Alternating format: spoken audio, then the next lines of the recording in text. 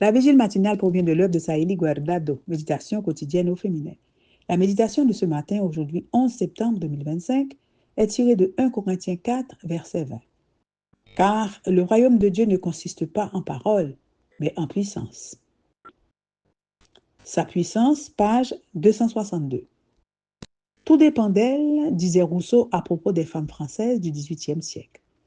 Peter Gay affirme dans son livre La Edad de las Luces qu'aucune société n'a été plus libertine, cultivant avec autant de brio les germes de sa propre destruction. Le libertinage féminin était tel que Montesquieu déclarait « Un mari qui voudrait seul posséder sa femme serait regardé comme perturbateur de la joie publique. » De nombreuses dames ont transformé leur salon en lieu d'amusement.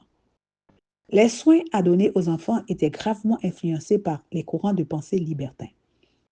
Les enfants étaient confiés à des nourrices et voyaient rarement leurs parents qui les traitaient comme de jolis jouets.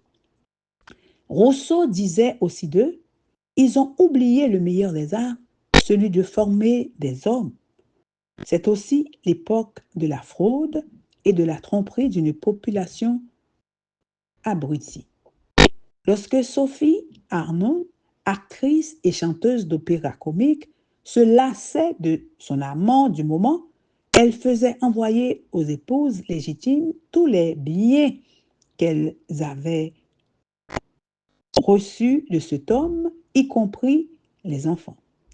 Malgré tout, Voltaire a déclaré « Nous aimons vivre avec elle, mais nous ne voulons pas être entourés avec elle. » La cour de Louis XV était entourée de femmes banales, parmi lesquelles se distingue une de ses maîtresses, Madame de Pompadour.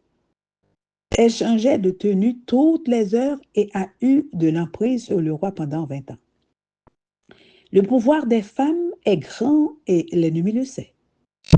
Le désastre qui s'est déroulé en France au XVIIIe siècle, la Révolution française a été la conséquence de l'utilisation de la raison comme seul pouvoir, affirmant qu'il n'y avait pas de Dieu et les femmes avaient vraiment beaucoup de pouvoir. Hélène White a écrit ceci. Dans les villes de province, on n'assistait qu'à des scènes d'horreur. La France était devenue un camp clos où s'affrontaient des foules en proie et à la fureur de leur passion. La société se dirige à nouveau vers sa propre destruction. La raison est à nouveau exaltée au-dessus de la puissance de Dieu et les principes bibliques sont à nouveau foulés aux pieds. Le monde se précipite en masse vers sa ruine. Comment est-ce que je contribue à la préservation des commandements divins? Il faut plus qu'un raisonnement humain pour faire face aux crises humaines. Utilisez avec sagesse votre puissance qui vient d'en haut. Amen, amen. Heureuse d'utiliser ma puissance pour le bien. Que Dieu vous bénisse. Bonne journée.